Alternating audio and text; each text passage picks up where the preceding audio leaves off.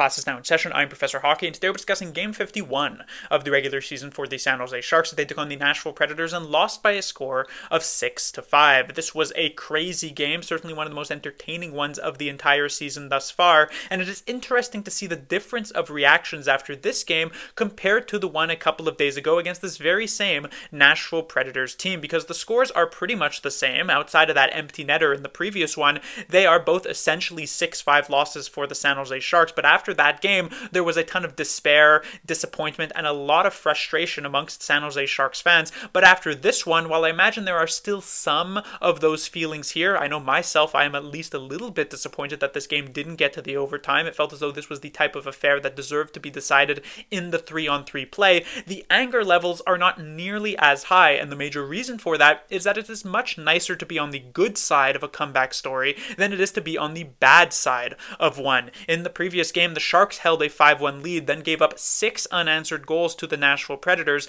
to allow them to win at 7-5. But here tonight, it was Nashville who had the 3-0 and then the 5-2 lead, and it was the Sharks who responded well, tied that game up at 5, and then gave us at least a relatively entertaining final 20 minutes in the third period before they came out on the losing side of things 6-5. And so, very different feelings tonight compared to the one a couple of days ago, but it didn't seem to be starting out that way. This was a really rough start for the Sharks, not just because they gave up a bunch of goals, but because I imagine San Jose came into this one against this same team wanting to have a much better beginning. After they were embarrassed a couple of days ago with that massive comeback, you'd think there would be a little bit of extra energy here to start this game. And while those first couple of shifts were alright, it ends up with a Fabian Zetterlund penalty that puts the Sharks in the box, and their penalty kill steps on the ice. And a brief aside about their penalty kill, it was just a couple of months ago that I think it peaked at about 7th best in the entire league, but since then it has been on a heavy trend downwards. Coming into tonight's game, it was 20th now in the entire league, and after tonight giving up 3 more power play goals, it is likely going to drop even further. The major problem for the Sharks penalty kill, it is those passes through the slot. The Sharks are just not doing a good enough job of locking down the middle of the ice with their players here, and this is exactly what burns them on this Gustav Nyquist goal that makes it 1-0 Nashville. But you're not too deep in the hole just yet, until a couple of minutes more pass, and it is a goal added by Novak, and then another goal a couple minutes later added by Philip Forsberg. So after giving up 7 or 6 unanswered in the previous game against Nashville, blowing a 4-goal lead, the Sharks come right out and in the first 7 minutes are down in the hole 3-0. Not a good start, even remotely so. But then we see a very unique situation occur here as we get a back-to-back fight between the players of this team. It is Luke Cunnin, it is Barclay Goodrow, and it is Ty Dellandrea. Now you might be thinking 3 fights, is that really that rare?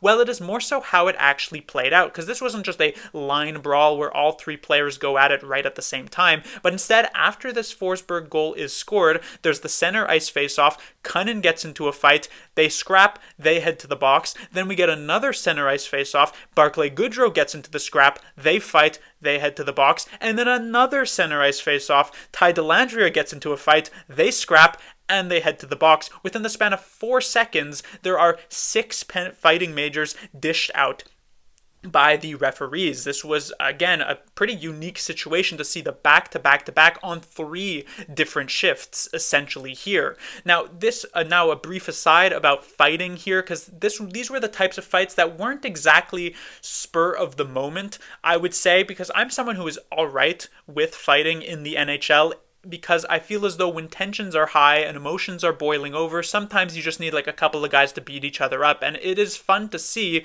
when there is like some very clear bad blood between the 2 teams, between the 2 players, because then emotions are really running high.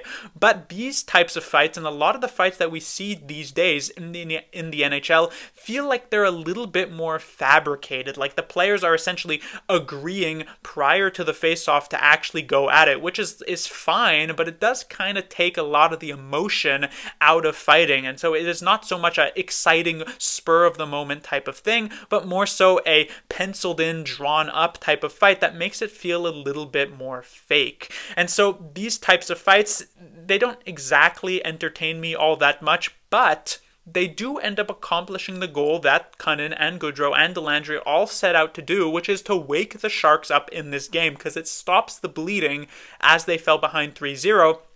And the rest of this first period is actually rather well played for San Jose. They get one on the board from the newest San Jose Shark doer to make it 3-1. And then it is Mario Ferraro with his 5th goal of the season, and he makes it 3-2 going into the second period. And it feels as though at this point that all of the momentum is in the Sharks' favor, kind of similar to how the Predators went into the third period last game. They scored 2 goals in the second. They brought it to within 2, and then right immediately as the third period begins, they send out their top line, and Marchessault scores and makes it 5-4 just 30 seconds into the game. The Sharks and Warsofsky, on the other hand, coming into the second period, theoretically having all of the momentum, they put out the 4th line. Now, this is not out of the ordinary. The Sharks have been starting periods a lot with their 4th line as of late. I mean, they began the first period with the 4th line, so this is not some sort of crazy out-of-nowhere move from Warsofsky, but it does feel like a bit of an odd choice after the Sharks seemingly have control of this game. And what ends up happening is this 4th line gets hemmed into their own zone for a minute and a half, and it is the Nashville Predators who get the next goal on the board, that one coming from Forsberg, and he makes it 4-2, and then eventually another goal is added by Stamkos, and it is now 5-2, so the 3-goal lead that the Sharks had shrunk to 1 is then restored about halfway through this second period. But San Jose, they don't go away quietly. It is Henry Thrun who scores. He brings it back to within 2. Then it is Zetterlund who cuts the lead to 1. And then we end up having Ty Dellandrea get blindside hit by one of the Nashville Predators players to the head. The referees, they review this and they end up calling it a major penalty. So the Sharks, 5 minutes of power play time to work with. And I can't be the only San Jose Sharks fans who always get that kind of nostalgia feeling going back to that Game 7 against the Golden Knights whenever they get a 5-minute major power play. And on this one, while they don't score 4 goals, they do manage at the very least 1 to tie this game up at 5. That one comes from Celebrini, and that's where we head into the third period at. Now, as per usual in these very high-scoring affairs through the first 40 minutes, it always feels as though the third period is a little bit of a letdown because things definitely always seem to tighten up in those final 20 minutes, and that's exactly what ends up happening here. And unfortunately for the Sharks, while they do give up yet another power play goal, this one to Svechkov, and that ends up being the eventual game winner, they don't have much in them to tie this one up. They came close. Liljegren hit a post. There were multiple close calls on just a singular power play shift in the last few minutes of this game, but when it came to pulling the goaltender, they could never quite get settled in their own zone, and so while they don't give up the empty netter, it is still a somewhat sad loss after they really fought back in this one, the 6-5 defeat to the Predators. Moving on to the players to talk about, we have the Sharks top line, which I am now restoring as Zetterlund, Granlund, and Will Smith. They are still considered to be the Sharks top line, at least on the game sheet, but recently I've been having the Celebrini line there because they had been outperforming the Granlund line by a very significant margin. But here today, that does change, and I want to start off with Mikael Granlund, who probably had his best game in a couple of months. He was, to me, in my opinion, the Sharks' best player on the ice for sure. He was all over it. He ended up putting up 3 points here. He was making the plays happen. He was contributing a ton offensively, and this was so important because it feels as though the veterans have almost been taking a back seat as of late. You know, you brought these guys in, you brought a Toffoli and a Wenberg in, and you have Granlund there to try and be someone who can kind of rally the team when things aren't going their way. But as of late, it has felt as though it has been mostly Celebrini and Will Smith and William Eklund really leading the way for the Sharks, which is fine, and that's sort of like the passing of the torch, so to speak. But you don't always want to have to depend on your literally teenage players to bring all of that energy here, and a lot of the veteran guys for the Sharks just haven't necessarily been all that active as of late, and in particular you're looking at Mikael Granlund for that very thing. And so here tonight he finally does have that response level of game. Hopefully he can carry this forward. I won't make any sort of sweeping conclusions yet because it's just one game after like 20 straight of being like mediocre to above average, right? But it was a great first step in the right direction, and you have to give a lot of credit in particular to his line mate of Will Smith, who has been doing a ton to seemingly rejuvenate Mikael Granlund at this point of the season. Smith, yet another very solid game in his back pocket here. He was all over the ice as well. He manages to pick up the 1 assist here. on the Fabian Zetterlund goal that made it 5-4. A really nice one at that, but he probably could have had a couple of more. He got robbed a couple of times as well in this game, one by Annunen on a great pass from Mikael Granlund. So there was a lot to love about both Granlund and Will Smith. This was, to me, the Sharks' best line of the night, not even particularly close. So that is a duo that is looking very promising right now for the San Jose Sharks. Their top six is beginning to get a little bit more solidified now, finally 51 games into the season. And then when it comes to their final line mate, Fabian Zetterlund, I also appreciated his game here tonight. Definitely the weak link of these three. Didn't have as much of an impact on this game as Granlund and Smith did, but still relatively impressed with him, and he picks up the goal as well.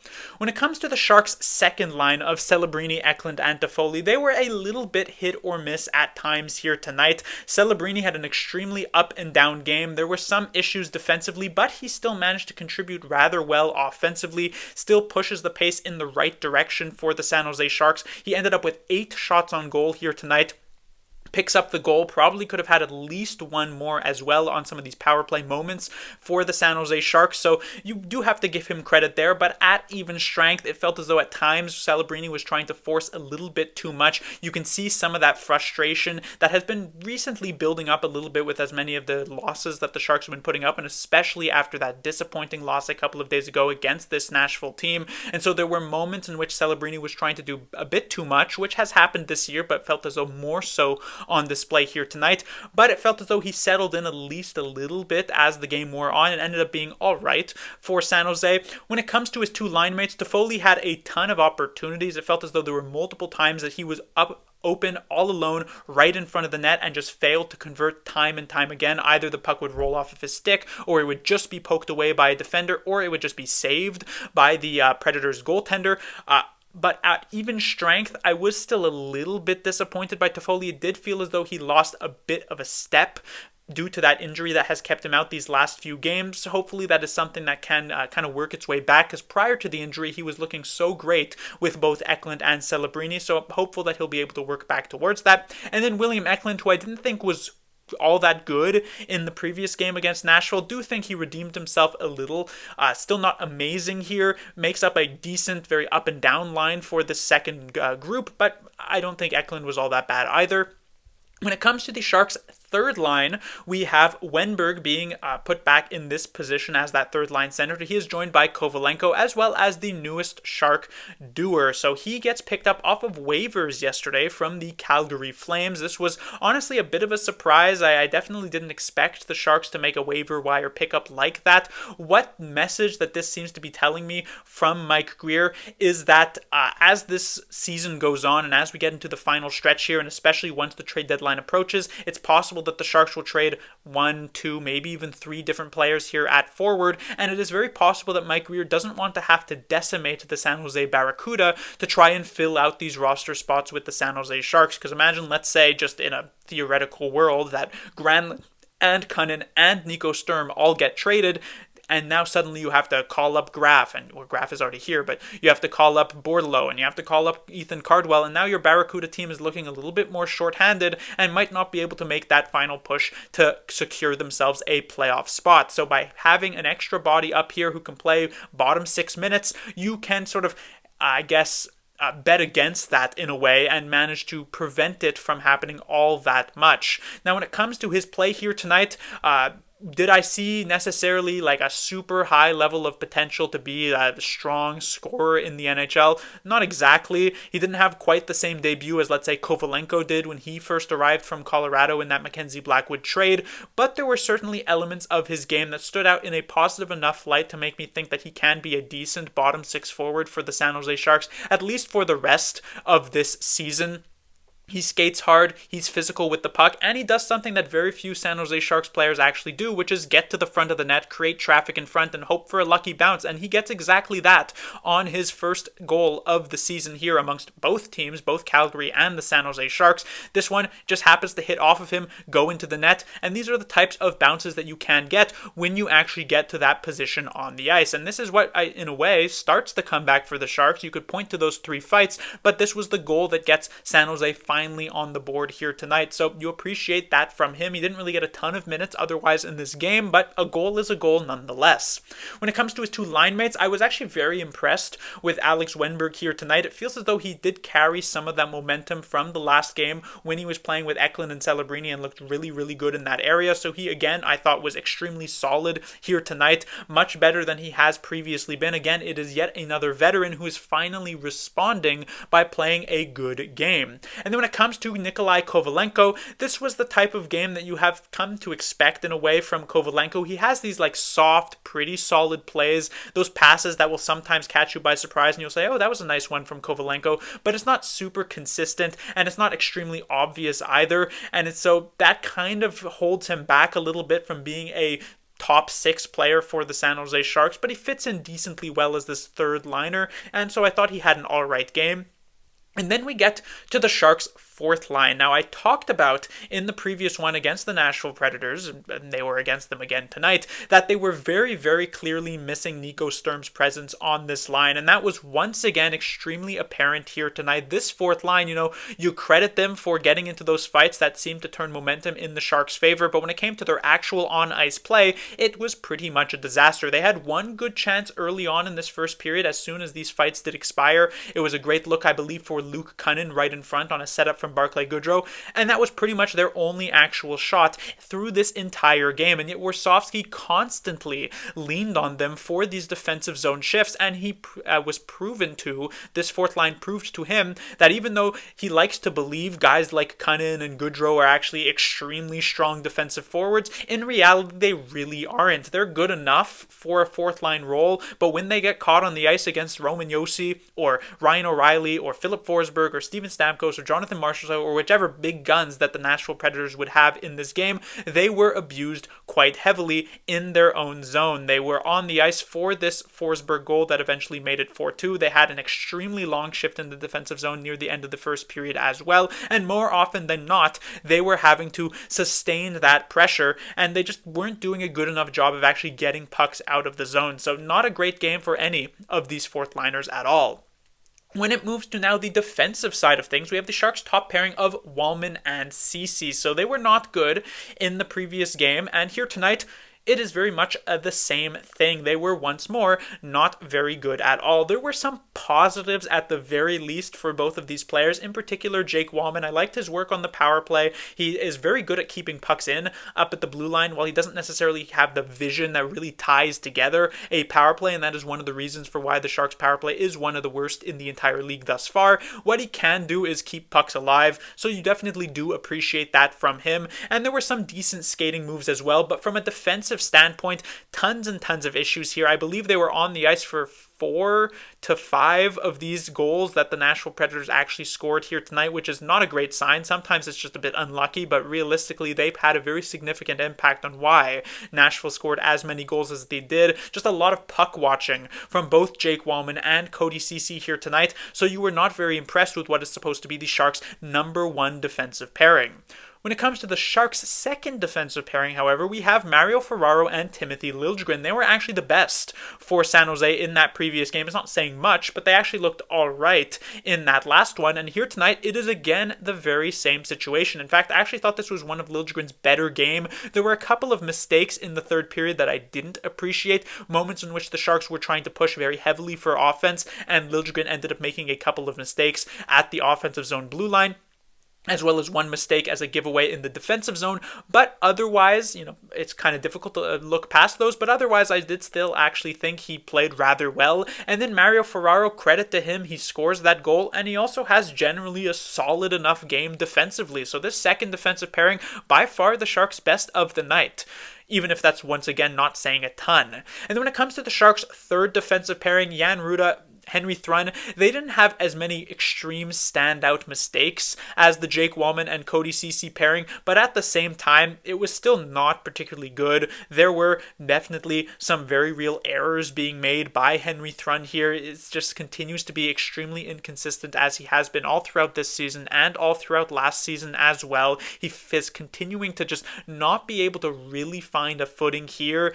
Maybe there is some sort of aspect of the fact that the Sharks as a whole are just not playing very well, and so it's tough to be a defenseman on this San Jose Sharks team. That is absolutely true, but he's just not doing himself enough favors in these spots either. Just the giveaways are really, really tough to get past. And then when it comes to his defensive partner, Jan Ruda, I didn't really notice Ruda a ton here tonight. It's funny because I actually thought that the literal moment before he ended up taking that delay of game penalty that put the Sharks shorthanded yet again. So that was not great to see, but otherwise still a pretty below par defensive game for Jan Ruda for sure. And then we get to the Sharks goaltender Yaroslav Askarov. He goes up against his former team, the Nashville Predators, and usually these players have a little bit of extra juice, a little bit of extra energy when going up against their former team, and especially since Askarov, I won't say he left Nashville on bad terms, but obviously he kind of forced his way out of there by saying hey, I didn't want to just remain behind UC Saros for the next 8 years. I want a chance to be a starter. So he makes his way to San Jose, and this was an opportunity to show Nashville that hey, you got rid of a great goaltender. And in the end, Askarov probably has his worst game of the entire season by a pretty significant margin. If we go through these 6 goals that he let in, first of all, as I mentioned in the previous one against Georgiev, if you let in 6 goals, unless you were absolutely shelled, you're obviously not going to be having a particularly good night. But if we go through these goals, the first one by Nyquist, definitely the one that he had the least amount of chance on. This is again just a mistake from the Sharks penalty killers in front. They can't block this slot pass, and Nyquist has a pretty easy tap-in goal. The Novak one would normally say, okay, he doesn't have much of a chance, just poor defense in front, but I do want to use this as an opportunity to discuss one of the major weaknesses that I feel as though exists, or honestly, the main one that exists in Yaroslav Askarov's game, and it has to do with his rebound control. It feels as though there is at least half a dozen times in these games in which Askarov makes a save and it goes straight to an opposing team's player. And this is happening way too often for me to say that this is just, a coincidence or he's getting a little bit unlucky. Because when you are a goaltender in the NHL, it is extremely important that you are able to keep focus on the puck carrier at all times. Because if that shot comes out, you need to be able to make a save, and it's coming pretty fast at you. But you also have to be very aware of where the other 4 players or 5 players or wherever the case might be are on the ice at the same time. And so when you get a shot towards you and you're kicking out that rebound, you need to make sure you're not kicking it directly towards an opposing team's player. And it felt as though more often than, well, maybe not more often than not, but multiple times this game, he's kicking it right to a Nashville guy. And on this Novak goal, that's exactly what happens here. So it's one of those things that if this is just a one-time thing, you can easily look past it, but it does feel as though it is something that is cropping up into Askarov's game very often here tonight, and so it's the type of goal that I'm not as excited about. When it comes to the next one here that he lets in from Forsberg, this is a deflection which you would normally again dismiss as, okay, that's a tough save, but this is one from pretty high up and there's not much traffic in front, so you were hoping Askarov would be able to adjust to make that save, and it doesn't end up happening. Then we move to the next Forsberg goal early in the second period. This is one that you are definitely blaming the Sharks' defense and forwards in front a little bit more. They're caught on the ice for an extended shift and failing to clear the zone. So Askarov tries to make the move to get this puck behind the net to get possession back for San Jose. I don't hate this, but it doesn't end up working out. And then he doesn't have the time to get set back into his own net. He overcommits on the shot, and then he ends up getting burned on the wraparound by Philip Forsberg. So not completely his fault, but doesn't look the best in that situation either. Then we have this Stamkos goal, which is he eats this one-timer and it squeaks through him, and Stamkos is able to put in the rebound. And then finally we have the Svechkov goal, also one that I don't fully blame him. This was a very seeing eye shot, but at the end of the day, you look at the 6 goals that Askarov let in, at least 3 of them you would probably think Askarov would want back, and potentially even more than that. So very clearly not a great night for him against his former team. But that will do it for this review. The Sharks will be back in action on Saturday, where they'll be taking on the Florida Panthers. The Sharks' first matchup against the Panthers this season did not go well. Even though it was only a 3-1 loss, they had to depend on 50-plus saves from Mackenzie Blackwood, and considering it is very likely that Georgiev is in nets, we can imagine that 50-save performance will not be repeated, and so the Sharks will have to look a lot better against the defending Stanley Cup champions if they want a chance to turn away from this current losing streak. Class dismissed.